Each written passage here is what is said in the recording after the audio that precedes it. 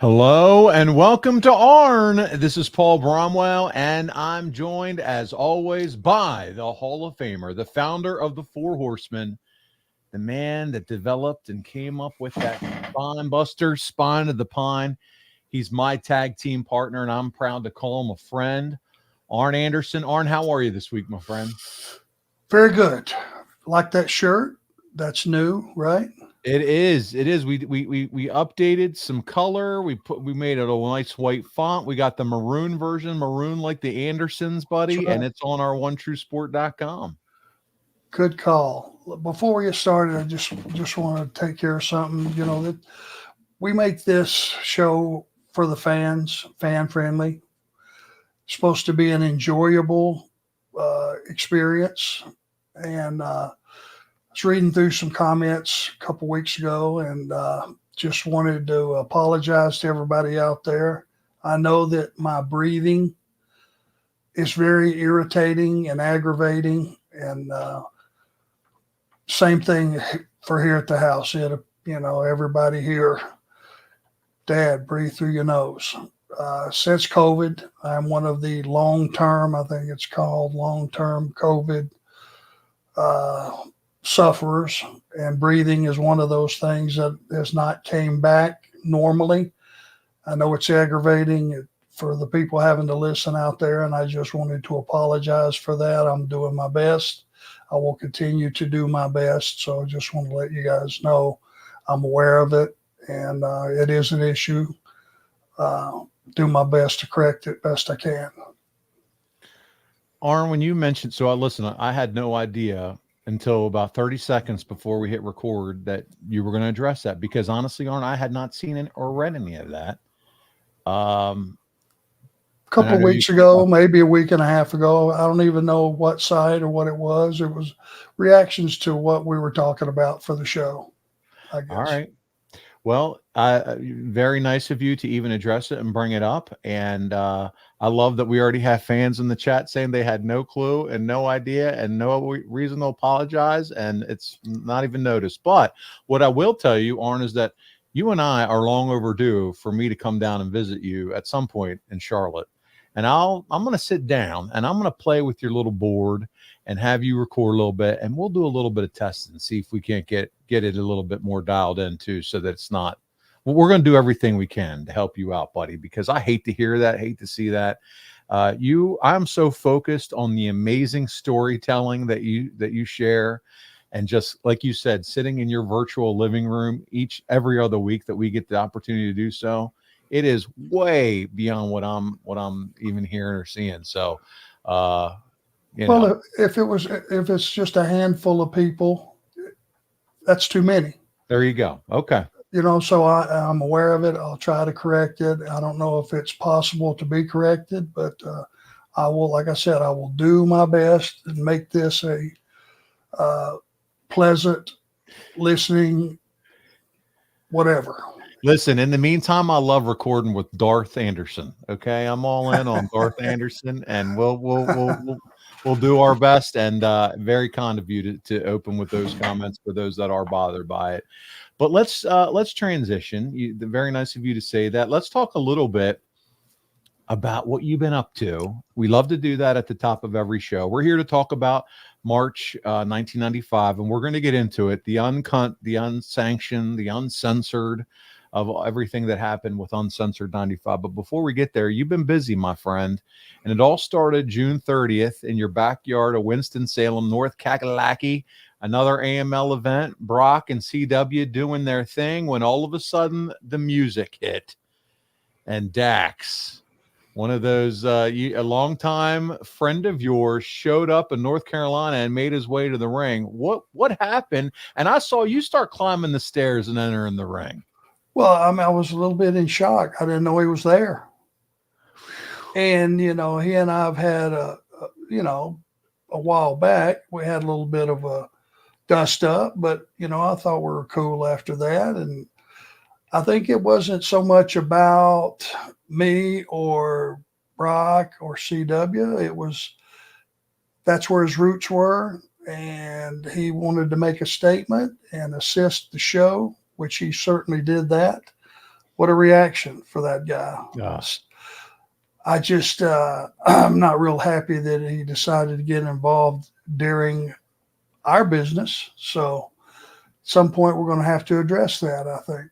Dax?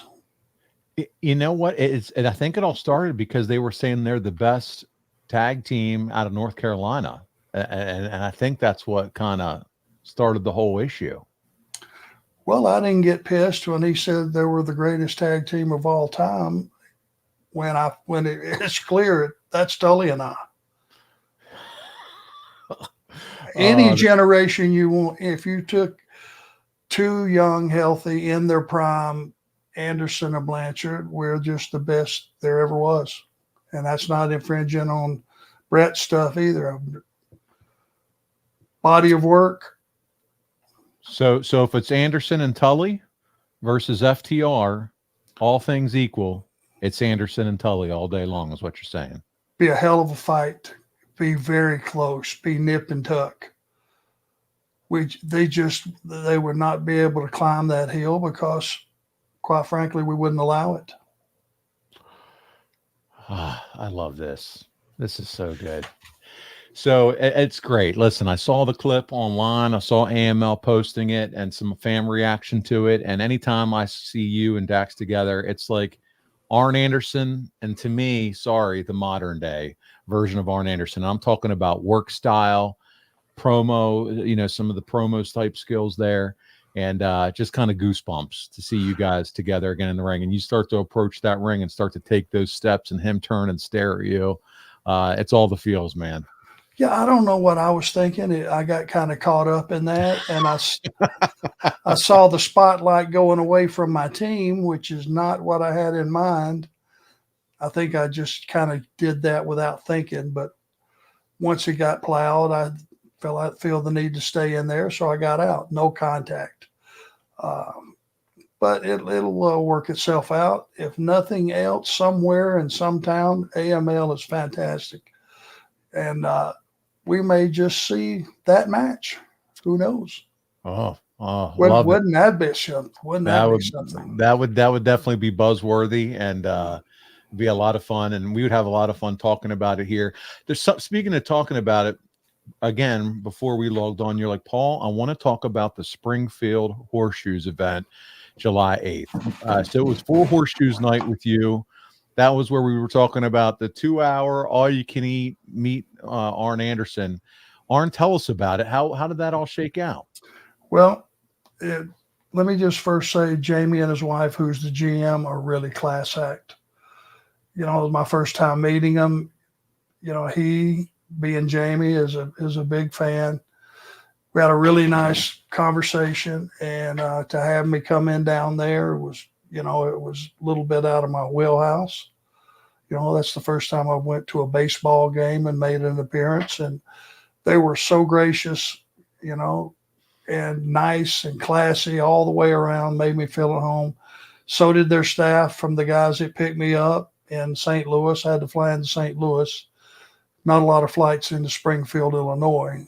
You got to connect and all that through Chicago, and you know what kind of mess that can be. So somebody had to drive 100 miles each way to pick me up. I'm grateful of that. That'd be David. And then once I got there, everybody was just great. And the fans that came down, then we had a nice 2-hour chat, just visited, watched some baseball. Guys had some hot dogs and hamburgers, and it was just a good time was had by all. So I just want to say thank you for the hospitality. It was a good time, and that was last night. I was going to say, as we sit here, that was yesterday. So you just get back today then? Yep, got back landed about 12:30. And here he is for everybody here. Arn already in the chair, ready to record. Look at you, man. What a guy! What a guy! Hey, let's talk about your next man. I don't know if it's your next flight out. I'm guessing that it is. Is it July 18th through 20th, Cedar Rapids, as we head out to Waterloo, right? Yes, sir. Hall of Fame, buddy. You're going into another Hall of Fame. Aaron, Brock, and I'd let you know I'll be out there. And Marcus, D'Angelo, we're all heading out. Team Anderson.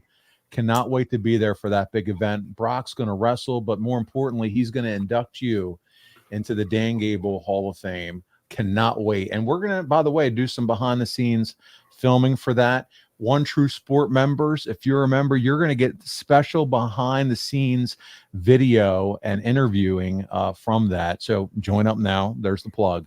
But Arn, talk about how fun that weekend is going to be. Well, let's first address just how preposterous it is. Who would have thought when I was a little chubby kid running around Rome, Georgia, with no lineage, no genetics that I know of, no heredity, nothing that would lead you to the fact that I was going to be I don't even want to say, let me just say a successful athlete. I don't want to overblow it. And to be in the same sentence as Dan Gable, do you realize how crazy that is? It's amazing, man. To be even mentioned that you're part of something that he was part of, when he's, for anybody that wrestles professionally or amateur, that name, everybody on earth, he is the Hulk Hogan of amateur wrestling, I would say. What a beast. And to be, nominated to be part of this, George Tragos Hall of Fame, man, it's like, wow. I'm still have a hard time digesting it, to be honest with you.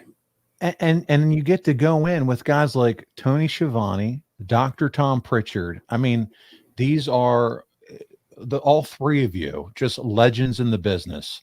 Dr. Tom, not only for a worker, but then also training and what he's been able to accomplish in the business. Tony Schiavone, I mean, we like to give him a hard time, you especially do over the years, but come on, he's still doing it. The voice of AEW in so many ways and doing things behind the scenes most of us couldn't even grasp that he helps out with. But just he was there day one, Jim Crockett Promotions. And it's just so cool to see all of you guys going in. I can't wait to be a part of it. Well, you are a part of it, my friend. Everywhere I go, everybody tells me they like, or most everybody, that they like the podcast, and they really think you're doing a great job, Paul. And so let me take this opportunity to thank you. One of the many times that I will be thanking you, hopefully going forward through the years. But you become a good friend, and I sure appreciate it. What I read about my award is that someone that not necessarily inside the ring, but has helped preserve the business and help by, helping the people that need to and contributing in that way and helping groom talent and all those. I think that's what that award is it not?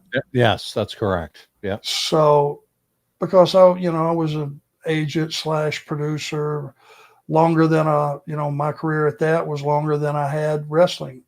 It was 15-year wrestling career, and I'm still going now. So whatever the difference is, but if I can help a young person have the light go off for them, and in some way I help that happen, and that something that they did worked for them, and they come back through the curtain smiling and went, that worked.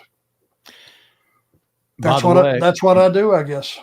Yeah. Hey, buddy, it is what you do. And I think for us, we're such fans of what you did in the ring that sometimes it's kind of not forgotten about, but overlooked what you did behind the scenes for guys like John Cena and so many others.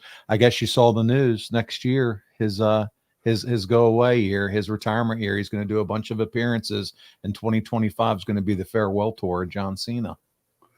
Well, he'll get that elusive, 17th world title. Do you think that's going to happen for him? They'll crown him at least. Yeah. I don't think you can't mess with that. Okay. They'll build it. That's one thing they know how to do, is build stories and suspense. And John, he paid his dues, and he did a great job carrying the company, not by himself, but a portion of it on his shoulders. So, when it's his time to hang it up, that should be his call, and hopefully he will walk out and not limp out, and call it a day. Yeah, he in the presser, I got to see a little bit of it, the post-show press conference. That's exactly what he said he wanted to do, was to be able to pick his time and walk out on his terms and not have to be forced. So but I know you had a tremendous part in his career. So as we're talking about Hall of Fames and things like that, I think it was the right time to talk about this. Guys, I saw in the chat quickly as I scanned through, yes, there is going to be meet and greet opportunity in Waterloo, an autograph signing time. I believe that's on Saturday before the wrestling event. So it's going to be a great time. We'll move along for sake of time, but then it's July 25th through 28th, huge meet and greet. And Galaxy Con, you're loving these cons now, especially with the comic book in Raleigh, Thursday, Friday, Saturday, Sunday, and it's right down the road from you, buddy. You're not kidding. And I've done that one last year. And boy, it's huge. It really is. And for the folks out in Waterloo as well as Raleigh, that have had issues and didn't know how to order the book and stuff, and the new figures from Bendy's, right? Yes, that's right. Yeah, I will have those, which I have not had previously up until about 6 weeks ago. So for those of you that couldn't figure out how to order them, I'm going to bring a bunch of that stuff. Oh, perfect. And those good looking hats, if you're a hat person, I'm going to bring some of those. Just want to make sure we got them right there on hand. It seems like a perfect day to be a Horseman fan. So, and it absolutely is. I'm going to mention a little bit about merch after this next appearance, because finally we're going to round out the month here. AML Wrestling, July 28th. ARN, and a big time town for you, Greensboro, North Carolina. That's got to be a big time appearance in Greensboro. Brother, you just got to know it's like Madison Square Garden and Chicago. Greensboro fits in that group. Mm-hmm. It's at that level, and it's not lost on Brock or I or CW that wrestling, as a unit, the Andersons in Greensboro, it's a super, super big deal for us. And just the city of Greensboro, the building, it really is one of those things that it doesn't matter. It's Greensboro, and the Greensboro fans are going to be out. I'm sure it's a big day for us, and we're going to leave Raleigh and plenty of time to get down there early, and we'll see everybody in Greensboro. Awesome. Well, listen, before we transition into March 1995, we've mentioned this a few times. I saw a few people comment on the Arn Anderson, the white print version on the maroon. It is available at onetruesport.com, which you can grab one now. But also, Arn, your Hall of Fame shirt, which, by the way, I saw JD Hoop in this chat earlier. He designed for you exclusively now. You and Brock will be sporting the t-shirt. I will be sporting the t-shirt at the Hall of Fame. We're going to have it so that you guys, if you come there and wait to get them there, we're going to send you to onetruesport.com. So I advise you, that's the one place to grab that shirt. Again, JD Hoop, who's known to, by the way, design Cody's gear and so many other talented wrestlers now that are in the business, was the one who designed your special Hall of Fame shirt. Said it was an honor for him. He helped me with doing the white lettering for this and some other things. So you couldn't ask for anybody better to be helping us work on the merch. First of all, I wanted to say that. And secondly, don't wait. Go over now while you're listening. Open up a secondary browser and go over and grab you some of that merch and get that Hall of Fame t-shirt for Arn. And it's great because at the very bottom of it, it has your entire wrestling experience with every company. He put so much detail into that shirt that you worked for from the years that you were with them all the way through until you're retired. So it's just such a fantastic design. And I wanted to mention that here, before we moved on. Thank you. Yeah. And I've seen the prototype. It looks good. It's nice. Oh, so good. It's something guys would wear and be proud to wear it. He did a nice job with that. And I will also put over the other part of you. You mentioned your guy, Tully Blanchard, who we had on as well. Tully has a new shirt. I didn't quit. And Tully literally worked hand in hand texting. Add an exclamation mark after I didn't quit. You got it, Tully. JD all over it. And it's Greensboro from that 85 match with Magnum. And it's available now on the store. But there's something that you can't pull out. I don't know that we even put out in the description. The font of I didn't quit is the exact same font that was on the back of Tully's robe that night in the arena. JD literally captured the font and hand drew it out so that it would mirror the same font on Tully's robe that night in 1985. That's the level of detail we're trying to capture with some of the merch over there. That shirt is there. Tully liked it. He wanted it in 2 colors and one for his girlfriend. So support Tully as well, the other half of the Horsemen, the Brainbusters, and grab you one of those. But so proud of what we're doing over there, and I would love for you guys to help support guys like ARN and Tully and grab some of that merchandise. We're really putting a lot of effort into it. And again, to that detail of, can we match up the font of what's on the robe so that it looks pure? So it's really cool. And I wanted to mention that as well.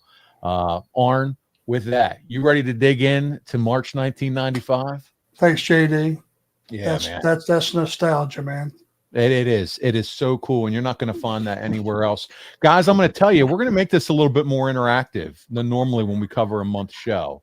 I heard some feedback from some of you the last time, Darren, and what I'll tell you is, use the super chat function. We're talking about how do we help contribute and give back to Arn Anderson. That AEW money's gone, and we want to really support him in new and different ways, and you can do that using super chat. And that puts it into a little bit of a higher level queue for me, so that I can see it, because I have a lot of notes I'm going to work through. You're welcome, JD. And so if you could do that for us, that'll be great. But I'm going to ask you some questions and ARN questions as we go through this. And I want to hear your opinions on some of this material as we go through this. So with that, we're going to jump in. And ARN, I'm going to kick it off by kind of talking about an old buddy of yours, and it's the Nature Boy, Ric Flair, because we've talked about this as we've gone throughout your career, the reinstatement of Ric Flair. And through the end of 94 and into 95, he was retired by Hulk Hogan at the end of 94 at Halloween Havoc inside the cage. But that original plan, as we've discussed, was we're going to keep him off TV for at least a year. Well, we already know, because obviously here we sit today, that didn't happen. That went the way of the dodo bird. He was at the February pay-per-view and instrumental in the finish between Hulk and Vader at Super Brawl. So we have that. And by the time the main event rolled around, business felt like it was picking up here with WCW. They created a genuine big fight feel at Super Brawl because you have Vader and Hogan, 2 big guys. And the one problem, though, is who's going to lose this match? As it always, and I hate to say it, seemed to be when you have, someone against Hogan in these days. He had creative control, and it would manifest itself at Uncensored, which we're going to talk about today. But Flair ends up attacking Hogan, forcing the DQ. We talked about that already. But we're leading up now to Uncensored 95, and they've been teasing Flair's return through various segments and promos. The anticipation with the fans for his comeback is really, there's some excitement around it. But I want to talk to you about something here. What did you think, Arn, of the whole retirement angle and retirement angles in general? And Arn, as you think about that, just about retirement angles in general, I want to ask the chat, and I want you guys to start thinking about it now. What's the best retirement angle that you've ever seen? And what's the worst retirement? And some of the best ones, if you use super chat, it's going to be easy for me to see. But I want to know some of the best and the worst retirement angles. And while you guys are filling up my chat with that, Arn, I got to ask you, what do you think about retirement angles in wrestling and if it works?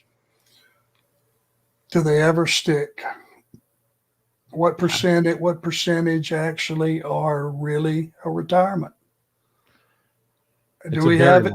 Are there any numbers to at all? So if you know going in that it's not going to happen, in the back of your mind, if you're doubting it, boy, that really takes the edge off of it, doesn't it?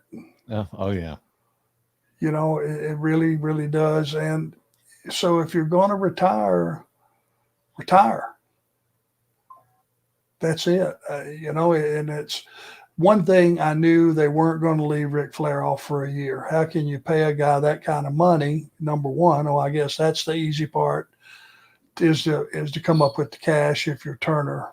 But to leave him off a year, we didn't have enough things that were hot to draw to replace Ric Flair. It's a tough order at that time, big time tough order. And at this time, buddy, guess what? He is the head booker. So, he's in the booking room, booking this. Obviously, Antsy wants to get back in the game, is part of the committee that's putting together, how this is all going to work. He tried to play like, as he was attending Super Brawl, he was middle of the road. And obviously we saw he went heel at the end of Super Brawl. But the whole retirement bit. So I'm seeing some things in the chat. Mark Henry was a fun kind of retirement angle. Remember when he came out with the big old, peach colored suit coat and had everybody going? He's literally in tears. And then the old swerve. Right.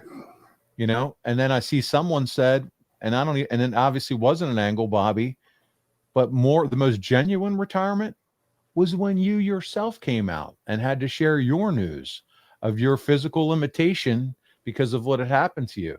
That was one of the most genuine retirements of all time. Well, because it was legitimate. It was real.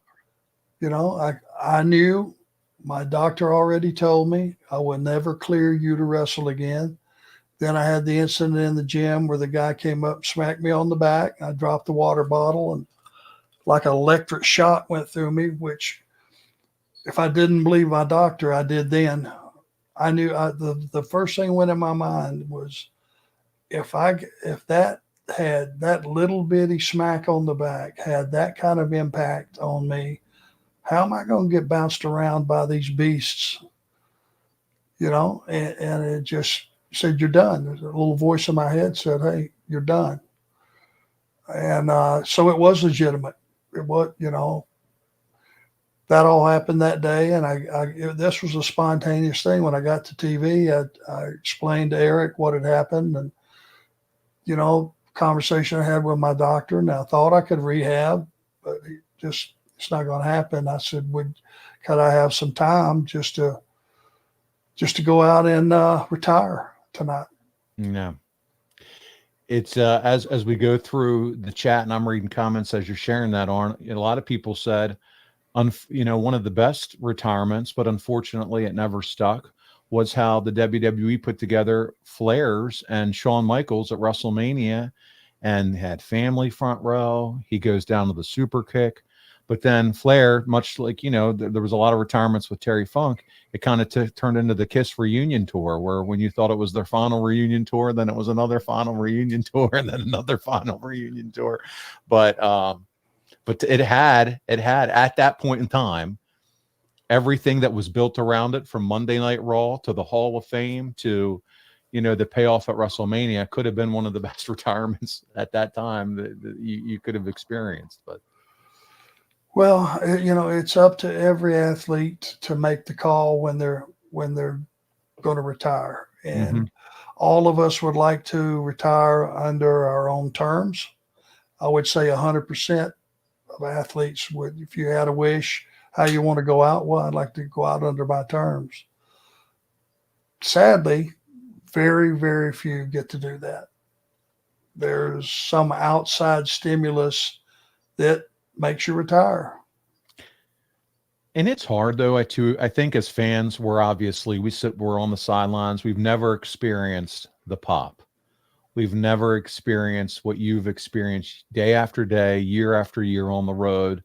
The fan reaction, the attention, the love, everything that comes with it, that rock star feel that you get. And for some guys, I'm sure it probably wears them down over time, where they're like, okay, it's time for me to I want to be a little bit more introverted now and time for my space. But there's also got to be that feeling of just knowing when you can come back in and have that kind of impact and hear that crowd noise. There's an addiction to it.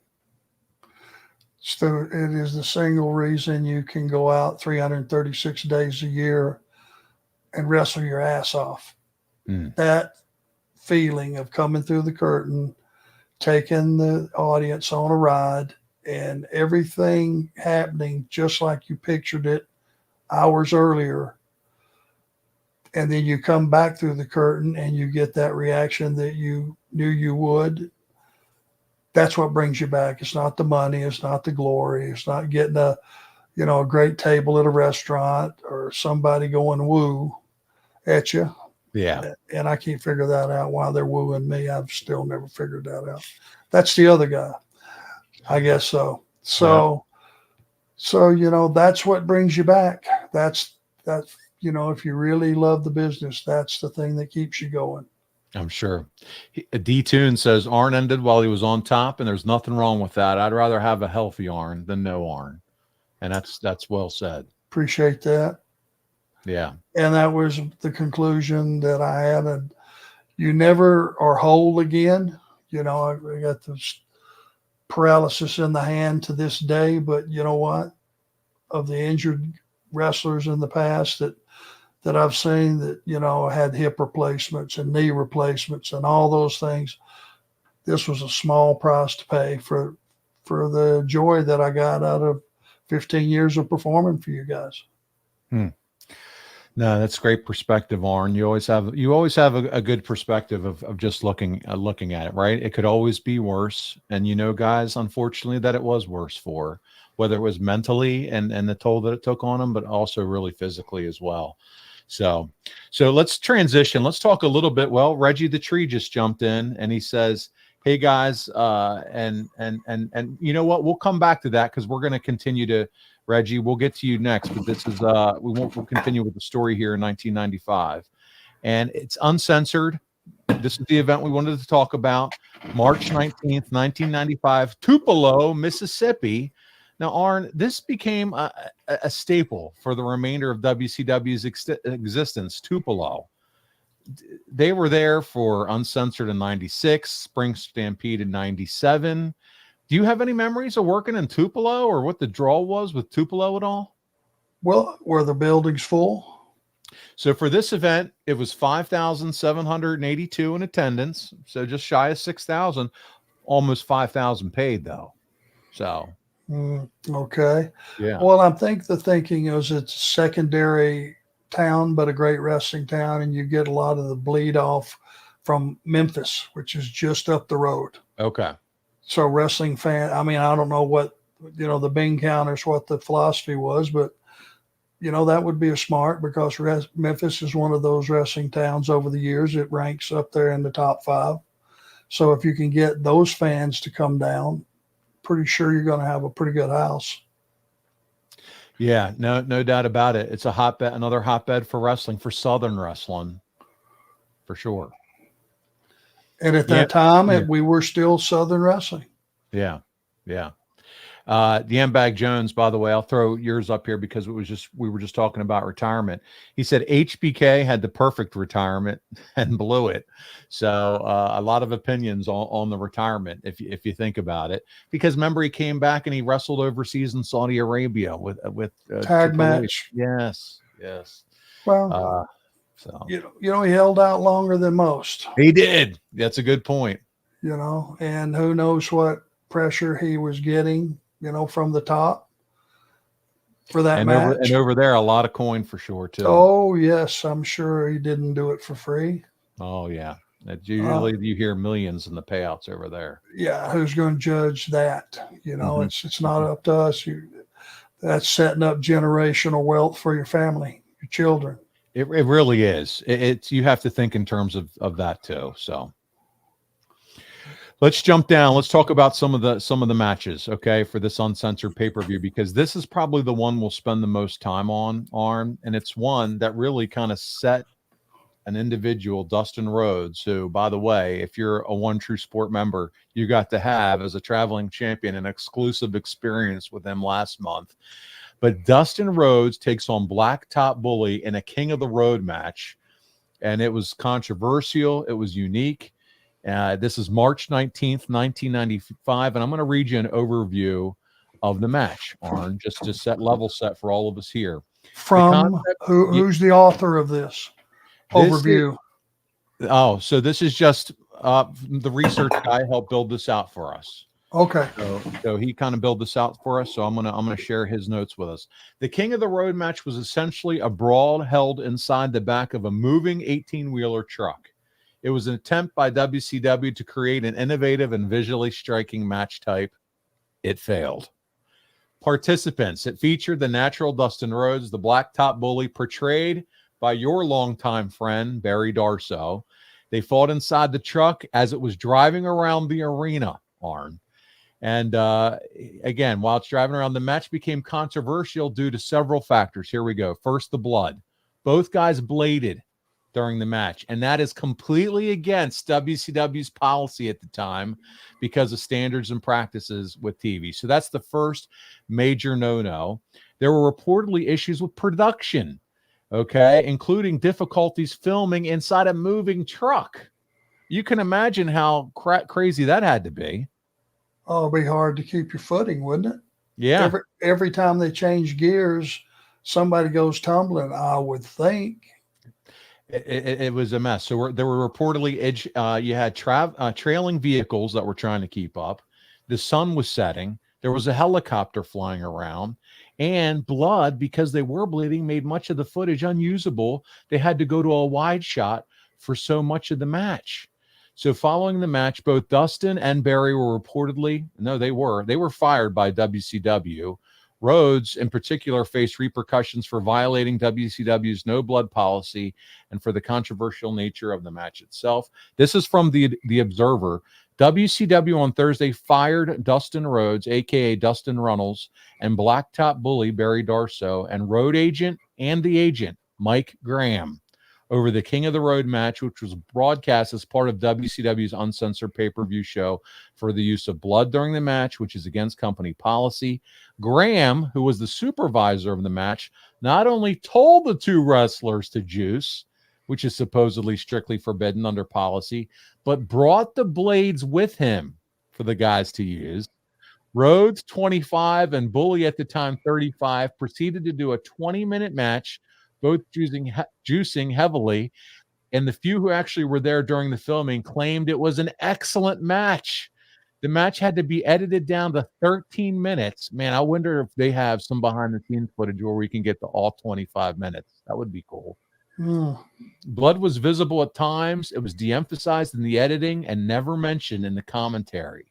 The nature of the editing and poor shooting of the match turned the match into a total travesty, according to Meltzer, as it aired on the pay-per-view. Rhodes and Bully were both fired because supposedly they should have known, despite the request or order from their superior, Mike Graham, that doing so was against policy. And it says that Rhodes, size-wise, in many ways fits the bill as to what the company is looking for. But now here he is. He's let go. Arn, what do you think about this? I mean, is this one of those one-and-done match stipulations? Because, listen, these guys lose their job over it. I find it difficult. Oh, there went the ice cream man driving by? We got an ice cream man. That's the first time this summer. I heard the music in the background. Man, I wonder if he's coming back. I love the ice cream man. We're talking about blood and guts, and here comes Mr. Happy, the ice cream man, around the neighborhood. And the heat is, he just kept going. He didn't slow down. Oh, well, we'll see. Arn, if he stopped, what would be your first choice off that truck? Oh, gosh. Darren Staley thinks you want a Nutty Buddy. I like fudgesicles. Oh, my God. Okay. Before we get too far down the road, should they have ever, is this a one and done stipulation match? Well, I find it difficult to believe, now I had a match on this show, right? You did. We're going to get there. Yeah. So that would have had my attention to all the things around me. And I would have found it hard to believe that those guys would have gotten color without approval. And Mike Graham, when he passed that down, did they think that he had the okay and the okay was getting passed down to them? See, now that's an interesting question to ask. If Mike Graham, which, God rest his soul, would have led them to believe, hey, we're going to do this and it's okay. Then and they're in their minds thinking it's all good. Well, then you can't hold them responsible if that was the case. And I think that was an issue in those days. So anybody, I would think, would have asked. Barry was savvy. He's not a rookie. I mean, he would have known, okay, This and you know what? For what it's worth, I like the concept. I like because it was completely different from anything. Okay. There's never been anything repeated like that. It was cool, and if we got to see it in its entirety, it might have a different feel to it for those detractors. You know what I mean? Yeah. But that took 2 careers or 3 careers and sent them off in different directions. That brings up that what if thing, right? Yeah. I And love what ifs. yeah. And before we go to the what if, because we're headed there next, if everybody will stop, we got people that want a chip witch. Allison wants a chip witch. We got people that want a Hershey with almonds ice cream bar, Yambag Jones. This is hilarious. We have totally turned them on the ice cream man. Well, So, let me put a pause in there. I wish it would have been, something I don't see anymore is the snowball guy. we are off the rails now. Snowball. You want a snow cone? Snow cone, yes, with all the different flavors. Rainbow. That's what it's called. Drumsticks. Guys want drumsticks. This is literally like sitting around your living room talking. If this is the real deal here, Yeah, guys. I mean, what the hell? That's positive parts of life. And Byron Cutler apparently likes saying your name repeatedly in the chat. I've just learned that. So he's a big fan of just typing 3 letters, ARN. So that's a lot of fun. Guys in the chat. Hey, before we move on, let me just go on the record and say Ben and Jerry's Cherry Garcia, that's the ticket.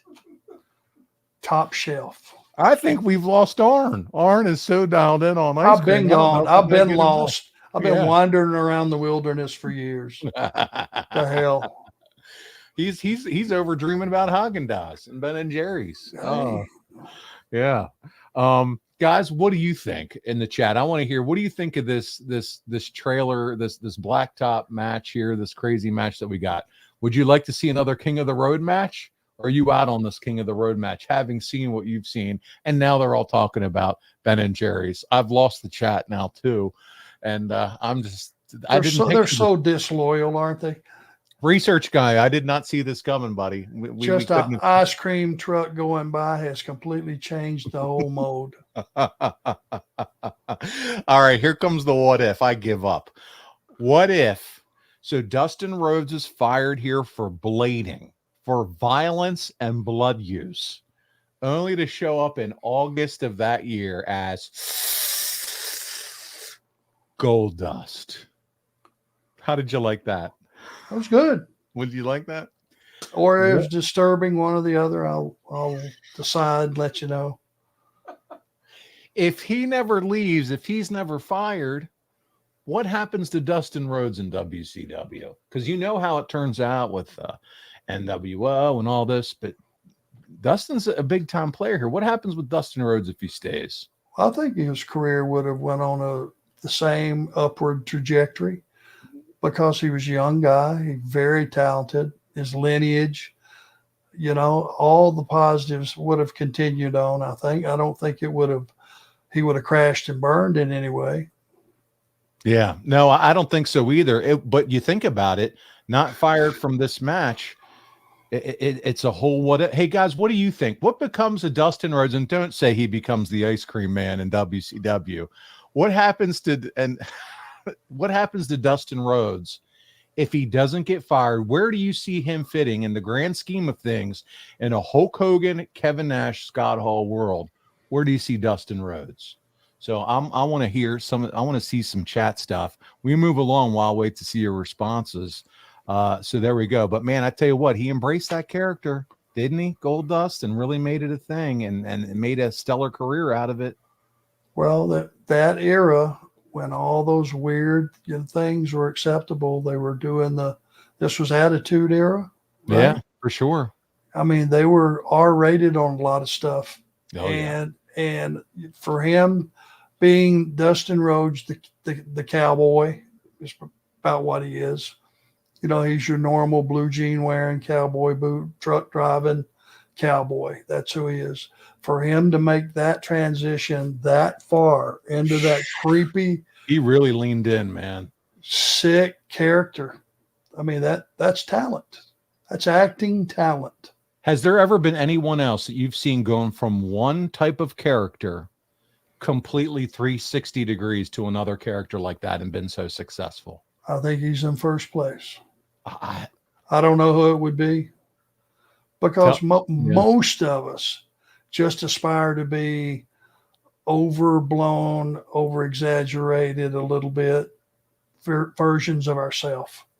Mhm. And this was one of those things that if you put 5, okay, Dustin Rhodes is fired, he's going to be next, and you listed those 5, whatever they would be, that's going to be his character. You would have never chosen that one, I don't think.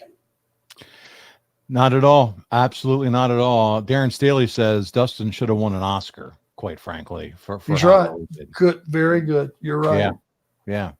So there we go. Let's continue on with the card, because there's a few super chats, guys. If you throw them in the super chats, I'm making time for you at the end. So don't worry if I haven't gotten to yours yet.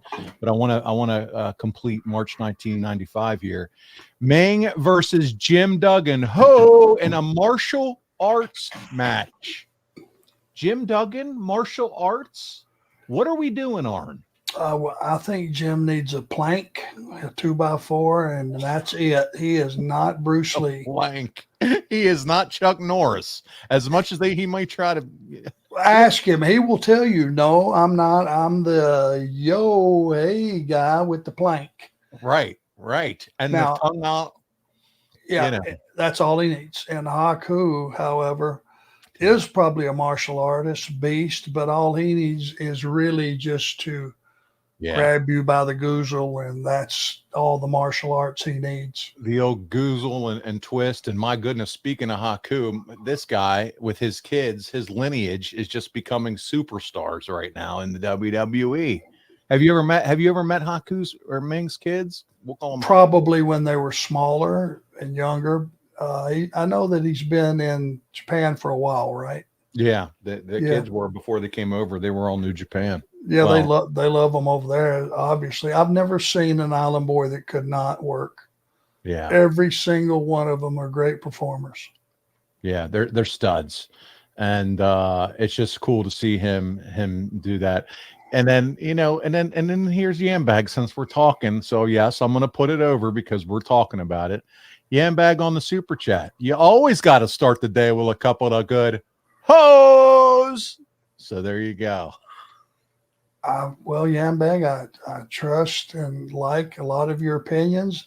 I can tell you, I've never sat up on the edge of the bed and did a hoe. That's just me. It's just me. I quit, I think, after that. So there you go. This is just such a good show tonight. I've had so much fun. Darren Staley said ho-hos are a great chocolate pastry, though. So you have that too. I know about ho-hos. Those are Hostess, aren't they? I think ho-hos are their own separate line. Hostess ho-hos. Are they Hostess ho-hos? Somebody do it. Yambag, Google it. Darren, are ho-hos part of the Hostess line? Let's find out. So Meng versus Duggan. We got to get to the end of this card here. Meng wins when Sonny Ono tries to stop Duggan from hitting Colonel Parker, and the match gets mixed reviews. But again, this is Meng's first pay-per-view match, a martial arts match with Jim Duggan. We love our man Hacksaw, but this is the best they could come up with. So you have that. It is Hostess. Arn is correct. Everybody in the chat, Arn is correct. Hostess ho-hos. Was there ever a doubt? Not when it comes to cake, that's for sure. Pies and cakes. That's a subject to be discussed around this house occasionally. Ho-hos, ding-dongs, and Twinkies, baby. Oh, man, this is hilarious. All right, so... You know what that was called, though, that match? That was a bad booking. Totally. Jim needs a guy, and he's a heel that can bounce all over the place for him and let him just walk around and do the thumbs up and the yo and all that stuff. He doesn't need... and Haku needs a guy that he can bounce around. So it's a bad booking. Okay, good stuff. Let's talk about your match that night. And it's not for the television championship. You're in a boxing versus wrestler match. This is the culmination of the feud of you and Mark Marrow, who, by the way, I've said it before, I've been in touch with Mark, and we're going to have him on in the fall, just the three of us chit-chatting about you're working together. But Mark Marrow and you work this. Johnny B. Bad works as a boxer. The finish comes when at the 28-second mark in the 4th round, his manager, Finnegan, puts a bucket over your head. I don't know how big that bucket had to be. I love you. I'm kidding. And he punches the bucket with your head in, and then he hits you in the face with a left punch. The bucket, when the bucket comes off, and that's how the match ends. How in the world do you put this kind of match together with Johnny B. Bad?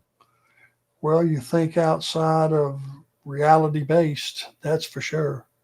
But the background was, if you tell the story, and I remember we did some stuff leading up to it to tell the story of him having his hands in gloves being a disadvantage because he can't grab. Okay. I'm the wrestler. I'm going to be able to grab him and jerk him around, and he's got the gloves on. He can't do the same. So we tried to tell the story and set it up that he actually would be at a disadvantage were it not for the fact that he was a legitimate Golden Gloves boxer. And so his ability to knock me out, pretty strong, pretty good percentage that's exactly what's going to happen. And it did. The bucket was my idea. We want to put a little ha-ha in there. And first so time you were like, just put a bucket on my head. Yeah. Hey, you can't hurt me. Yeah. I am what I am. Well, tomorrow morning they won't be going. Now about the guy looks at his wife and goes, now about that bucket on Arn's head, that's bullshit. That never happened. Buckethead anyway? Didn't someone call you Buckethead, or am I thinking of somebody else? You better be thinking of somebody else. Okay, well, I'm going to shut up now. Because I didn't know about that, and you don't want to bury somebody now that I'm old and cantankerous. And I'm going to see you next weekend, so I don't need that left hook that Mark Marrow gave you hitting me. So no, I'm good. I'm not a fighter. You're a lover at this age. No, I'm not. I was looking for that third thing that you can be. No, you're not a fighter. You're not a fighter. You're not a lover, but you're an eater. No. And they're still talking about cupcakes, and they're still talking about ice cream. So. I could be a food critic. I bet you. You would be hilarious, an amazing food critic. I feel like we could do our own separate show on food, and you could be an awesome food critic or talk about how you make food. So if you're out there, folks, we got some star power. We got some continuity already together, working together. And we like to eat. Give us 30 minutes and put us on a cook and eating show. There you go. We'll entertain you. That's right. Oh my God, this is so good. All right, so we worked through that. It was a fun match. You came with the end, and we move on because now it's Randy Savage against Avalanche. And this is a continuation of the whole storyline that's going on at the time with Savage and Hogan and the Faces of Fear. It's really more of a storytelling device. Savage wins, and he defeats Avalanche via DQ at 11:30. When, here's another highlight of this month. Ric Flair, dressed as a woman, jumps over the railing and double teams Savage. Moments later, Avalanche hits the sit-down splash on Savage before world champ Hulk Hogan comes out, scaring Flair and Avalanche to the floor. We have Ric Flair officially back, and he's in drag.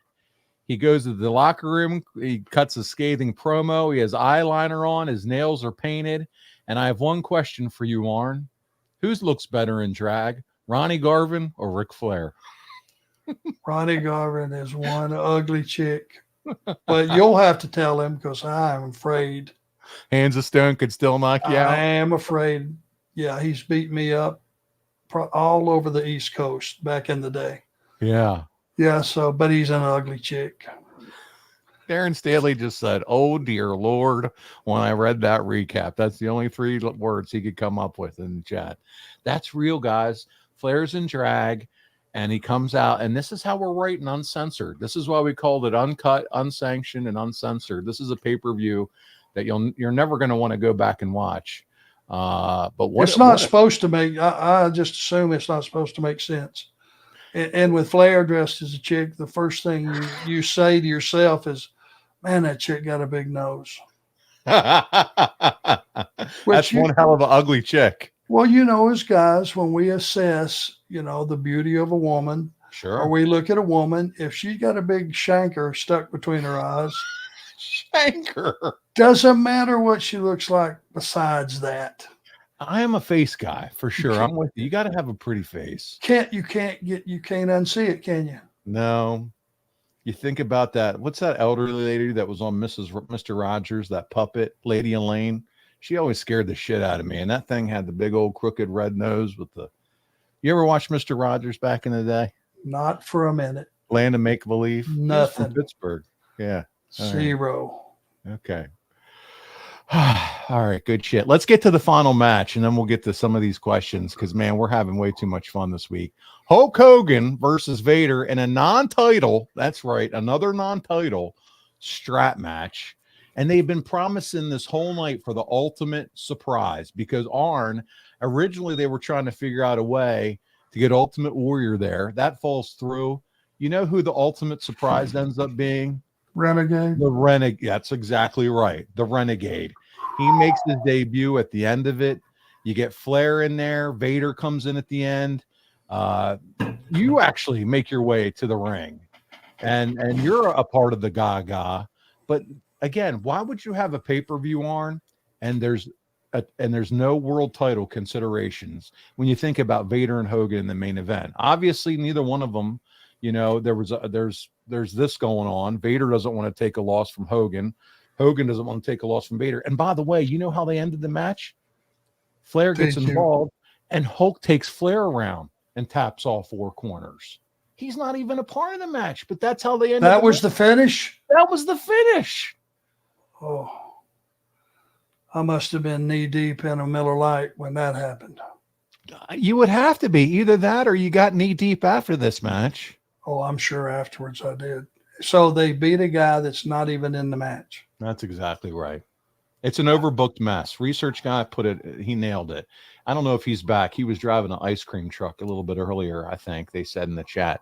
But overbooked mess. Well, hold on. Hold on. So was it a no DQ? Yeah, all these rules are out the window. So they just you could have did any number of run-ins, but you can't beat the guy that ain't in the match. That's right. It still doesn't make good. There's no way to rationalize that and make it make any sense. Not at all. Creative control. That's the answer to that. Yeah. So it is, though, you return and help out Flair. And this is now your return and pairing with Nature Boy. And now you and Nature Boy Vader, all heels. How about you working with Rick and Vader? Is this something that you just feel natural going back, kind of being Flair's sidekick again? You excited about, because you're now away from Robert Parker, Colonel Parker, and that whole group, and now you're back to being with Flair. Yeah, and God bless all those guys. They were great. Colonel Parker's crew, great performers, which I've said many times. Plus, I have friends with all those guys. Nothing but respect. I just didn't fit. Yeah. I fit with Rick. I think it's one of those things, that it just, I remember those guys. Okay, this could get good. And I just felt at home. Being Flair's protector, enforcer, sidekick was a badge of honor for me. And that's how for a lot of our memories are. It's either you and Tully tag team or you with the Horseman with Flair. And that was the natural fit to your point. So before we move on and kind of wrap up the pay-per-view, I got to ask you, the Renegade, did you ever have any interaction with him? Do you remember? Well, yeah, I had one of the worst matches I've ever had in my life with him. Are you kidding me? Tell me more. Well, I mean, it was number one, when you find out that it was a stripped down warrior that he was supposed to be, but nobody did the research, and there would be a big lawsuit if you did it because it looked too much like when they did the stuff around the arms and all that and around the boots, and they just did like a silhouette of him, for just a second. You went, well, that's Ultimate Warrior, but it was too close. Yeah. and I think it got into the lawsuit stage. So you had to strip him down to just who he was. And he was not seasoned. He was a rookie. Basically he was I think he was well, what do you call it? He was a dancer in a club somewhere. Okay, like a stripper. Yeah, he's a stripper. Yeah. So that was his, experience. And so it was a flop. And I'll throw it up here now because it's relevant to the conversation. Instagram, a wrestling historian, says we got the shitty finish because Hulk Hogan and Vader didn't want to lose to each other. True or false? You're absolutely true. Correct. That's absolutely correct. A wrestling historian, and then some of the research I did, I was looking up some of this today. Vader he's a champion over in Japan at this point as well. Hogan, obviously he's carrying the title, and neither one of them want to lose to each other. So. And then that's what back in those days, especially with all the creative control and the booking, and we can get into why did WCW have problems and struggles. Here's another example of shit like this. So, there you go. Yeah, and here's the reality: you should build your pay-per-views around a world title match every time, and you should be getting opponents ready for the champion at all times. So when and you have a clean finish. Hogan wins with his finish. Now you move on to the next guy. But, there wasn't enough thought to, okay, who's going to be next? Who's after the pay-per-view in 2 months? Who we're going to get ready? And I think that was a big mistake, not building guys and getting them ready for your top guys on either side of the ball. They said that Tony Schiavone and Bobby Heenan, if you guys go back and watch the pay-per-view, which I'm sure we've sold it now to everybody to want to go back and watch, but you can tell through their commentary, they're popping each other left and right with jokes, over-the-top commentary. And so it's sometimes just listening to them was just as entertaining kind of watching this show because they just let loose and had fun, as they called this hot mess pay-per-view. Uncensored. There you go. They were totally uncensored. Arm, before we get into closing remarks, talk about some other things. I want to get to some of our folks that had some questions, and some of it are not on topic for what we cover, but it's totally cool. This is what this is about. And Reggie the Tree said, hey, guys, 2 questions. In a shoot locker room fight, what team walks out, the Steiners or Doom? Just curious because I respect all 4. And who is the better worker, Dustin or Cody, and why? So let's start with the first one. Steiners, Doom, shoot fight. Who's your money on? Ooh, I couldn't pick that one. They both. I know. Ron Simmons, is bad apple. Steiners, legit bad apples. Butch Reed, bad apple. More of a street fighter, I would think. That would be hard to pick. I don't think I could pick one. That's tough. That's all of them outside of pro wrestling. You talk about the Steiners and their amateur background, and like you said, Ron Simmons just a badass. So there you go. What about Dustin or Cody, better worker? That's another hard one. Yeah, and it's impossible to pick that too because they're different eras, different characters. Cody has done a real good job of making his life quest a big issue, and that's the story. And we talk about story all the time. His story for the past year is to win at WrestleMania and win the championship and do what his dad hasn't done. That's a story. That's what people tune in to see. Dustin, we've already went over the creativity that he had with Goldust, creating that character. And just being, when him and Steamboat were partners, they were a great team. Yeah. So sorry, I can't pick that one either. They're both toss-ups, both. Hey, I want to give you, great question. It is. Yeah, fantastic question. Darren Staley chimes in and says, compare and contrast Austin 95 WCW and Austin 96 WWE. What made the difference? Obviously, he became more of a roughneck style, the Texas rattlesnakes, style. But what say you, Arn, in the difference in him? Well, something about shaving his head and growing that goatee. He became Stone Cold. He became just the difference in his appearance, I think, got the ball rolling. And I think he was given a lot more leeway to be who he was with WWF. You know, it was just one of those things. They let the character develop, and he got the gift of all gifts. He got an angle with Vince McMahon, and who in the world wouldn't like to kick the shit out of their boss and get away with it? So true. Great point. Final super chat this week from Pasquale, and he says, Arn, what was your weight training regimen during your peak years? And did you just get your cardio done in the ring? Much respect. Yeah, I worked my way into a routine because we didn't have hours to spend in the gym when we were traveling any, you know, in the Crockett days you had about an hour and 15, hour and 30 minutes to devote to working out and lifting weights. And you had to do that because that was your armor. I just started training one body part a day and doing about 20 sets. And I backed it down from, you know, I tried some powerlifting before I got in the business and, you know, didn't have a lot of success because I wasn't on the gas.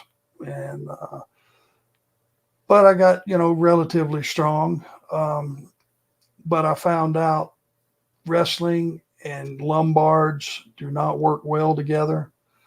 They started cramping up from doing the heavy squats I was doing at the time. So I changed it up and just did about, you know, I'd go chest one day, shoulders the next, back and arms. Then I would do some legs, and I backed off the heavy squats and started doing just leg press and thigh extensions and some of that stuff. I never had the genetics or the body or the frame to have a great body. I just had enough, I guess, frame size to be big enough to compete with the guys of that era. And I'm not talking about the monsters, but some of the smaller guys. Yeah, sure. Makes a lot of sense. Someone called you, and he BLCKTTT Alpha Stud Arn Anderson. It's funny. I was going through the comments as we're about to wrap up, and somebody commented, where is it up here? Oh, Shy Man 99. Paul, you should be like Arn and be proud of his bald head. Don't hide it under a cap. Wow. Who said I had a bald head? I knew you were going to. Did I steal your line? No, I just wanted to read it to you for your reaction about the bald head. Yeah, I see that hair. I'm starting to lose my hair. I see it though up there. And me, yes, bald head. This is corporate Paul Bromwell. This is podcast. Look at that tan. Pull that hat off. Oh, buddy. Look at that tan head. July 4th. I was out in the sun, but also more merch display right here. Come on. Yeah, you know something, the difference in me and you, people have told me, you know, why don't you just shave your hair? You know, shave your head, man. Because you got that perfect bean. I got knots and holes all in my head. Holes. Yes. Potholes, knots. I would not be a good candidate to shave my head. Smoother than a baby's bottom Bromwell, Yambag Jones. Buddy, it is. I just gave it a fresh shave. That's a good head. That don't even look real. It looks it looks like a mannequin. It's so stupid. But yeah, this is corporate Paul. This is corporate Paul Bromwell. That's makeup. Podcast host Paulie B. Let's have fun. You like that gimmick? And I'm flabbergasted. Selling the merch, buddy. We got these dad hats are now available because I don't look good in the flat brim look. I've tried that. It ain't a thing. On the white one? So yeah, like you have the white and black one. These are the flat brim match. Look at this, dude. I'm gonna display it right here for you guys. This not work on me, man. What is this? This don't even look good. Well, you gotta put the crease in the brim. No, you gotta curl it a little bit. Flat bill ones, I think, like this, like you're, like Paul Wall or something. I was told by when I met what's his name, Little John. He was like, "You look like Paul Wall." No, I can't pull that look off. I need them form fitting because of this bean. Well, don't get hot. Don't get hot. these dad hats. And so, guys, these are available, by the way. Here I go. These are available right now. OneTrueSport.com. It's good stuff. They do good work. The guys that do the hats. Darren told me that I need to fold my hat and put it in my pocket for a while. Maybe sit on a little bit, get it nice and creased. Get us used to that head. Yeah, well, I don't know. Nothing. Listen, Paul has that tan that Sting should had, said Eddie Prather. So what is that movie with where they had the shaved heads? It was the comedy with the eggheads. No. They were from a cone head. That's it. It was with oh, come on, I'm picturing his face. Dan Aykroyd. Yeah, they had good heads. Yeah, well, yeah. Come on, they look like a freaking torpedo. So, all right, we're having fun. You can tell we've had almost 300 people watching this whole time, and I think right now they're just watching because they don't know if the ice cream man's going to show up in your living room. You didn't come back. They have no idea what's about to happen here. This has been the best month review of your career that I think the most entertaining that I've ever done with you. Yeah, I have made a fool out of myself this whole month, haven't I? No. It's fantastic. This is why we love Ask ARN, though, because we have fun like this and go off the rails, and it's more fan interaction. Guys, put it in the comments. Did you enjoy this style of a monthly look back? Yes, we laughed. We had fun. Probably weren't as super serious of all the Meltzer said this and this and that. Did you guys have fun with this or not? I'll wait for your comments as we start to close it down. But we didn't really get into the comic books. And I know soon on One True Sport, we're going to have those hardcover web store exclusives. But you also, I know, got your hands on some soft covers that you're going to have with you at shows. So that's exciting. Everywhere I'll be, I'll have a stack of them. Okay. Because I wanted to make it easy for folks that want to get them. Yeah. And everybody is not a, computer geek. Sure. To where they just know how to do that and order stuff. So we're going to make it easy on them. There you go. So if you are having trouble finding them elsewhere, we're going to have the hard covers on the site. And if you get to go see ARN, he'll have those soft cover books. But man, this is an opportunity for you to grab a piece of ARN's history, his story, in such a fun way. And it's a great piece to have to grab an Arn Anderson autograph too, as well. I have my hardcover here. Hold on. I see you looking for yours. But here's the hardcover version of it, and it's a masterpiece. And the only thing that comes close to, when you have artwork like Arn Anderson like that, and he's ripped and shredded, this is prior to him and the Ice Cream Man, really. And he can't hear me right now. So this is prior to the Chip Witches. This is prior to the Hershey Bar. He's shredded at this point. Here we go. Now this is Woo Woo's company with his partner. Woo. And this is the collectible Bendies. I actually have a gimmick action figure. So these will be with me as well. Make it easier to get those. Appreciate those guys considering me for these. You have another one coming out here in the future, don't you? It's the big ones, whatever the big ones are. I got about 3 companies that I'm, Magnum's company. That's what I'm talking about, the Magnum company. Yeah. Powertown. Not to belittle anybody, but there's been some opportunities come my way I'm very grateful for. And there's going to be a big one, according to Zach, which are the new popular action figures. So I'm going to have one of those coming out too as well. I'm excited. It's exciting. Let me talk about the video game because, guys, you know that I did a special with Tully, and it's for Ultra Pro Wrestling from Hyper Focus Games. The gameplay that's inspired by a Nintendo 64 wrestling games. They've got the modern features. You guys, I'm sure, are following already on social media at UPW Video Game on Twitter, on Instagram. They have a Patreon, patreon.com/Ultra Pro Wrestling for their exclusive content.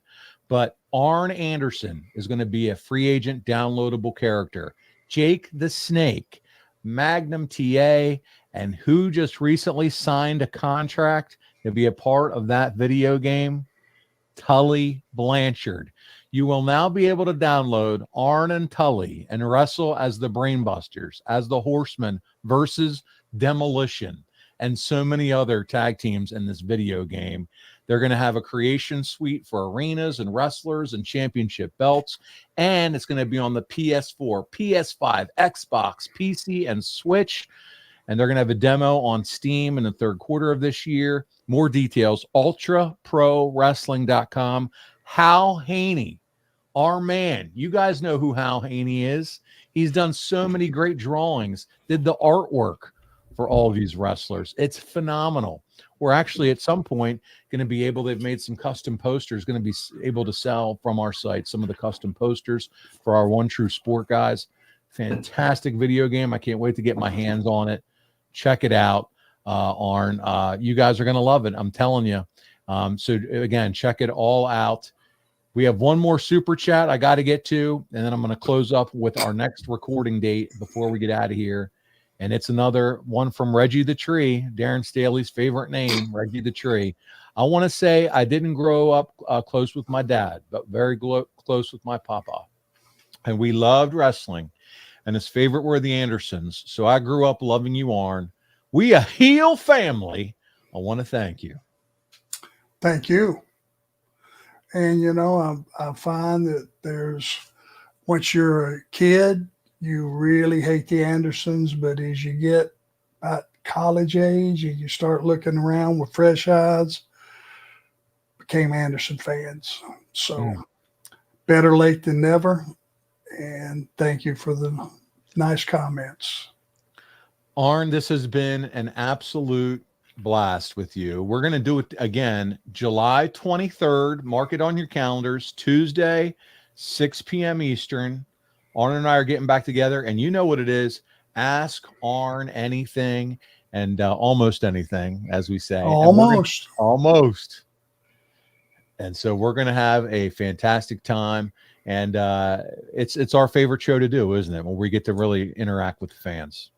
What makes me happy is seeing how it makes you happy, which transfers to our audience. So everybody's happy. And how was my breathing? Better today? But I don't. I want folks I didn't even know that are listening. Be honest, because it's going to. We'll let them put it in the chat, and I'm going to do one more gimmick. Let's hear it, guys. We've got 300 of you watching. And a lot of you are here on YouTube. But let's hear what you thought about Arn's breathing, because he really wants to know. But it's important to me. It is. Darren Staley, who is a comedian, says, I never even heard a word that he said. All I heard was breathing. He's such a jerk. CGRT said, Arn, honest to God, I didn't hear a thing at all. Guys are chiming. It sounded great. Shyman didn't notice it at all. I want to tell you, if you're not a member, join us at onetruesport.com, because that's where you're going to see behind the scene footage, just exclusive for our members, of Arn and his family at the Hall of Fame, because the next time we get together, that will have already occurred. And I cannot wait to hang out with you, Arn. Ditto. Yambag Jones says, Arn breathes like a man who doesn't wear white hats. That's right. Darren Staley said, I've listened to the Arn show since day one, and I've never even noticed. Instagram, a wrestling historian, said, Arn isn't sucking wind like he used to on previous episodes. So he's giving a very truthful. So I'm doing better.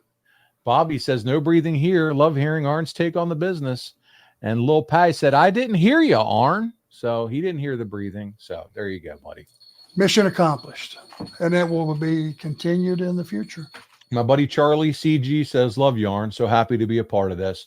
We're so happy to have all of you here with us as we have operated on YouTube now live. This has been some of the most fun that I've ever had, Arn, doing this show with you. It's great, man. New lives. So we can't thank you all enough. This interaction has been fantastic. Don't forget, Ask Arn Live, Tuesday, July 23rd, 6 p.m. Eastern. Be here. We're going to have a great time. Yambag says the only breathing I heard was myself listening for that ice cream truck.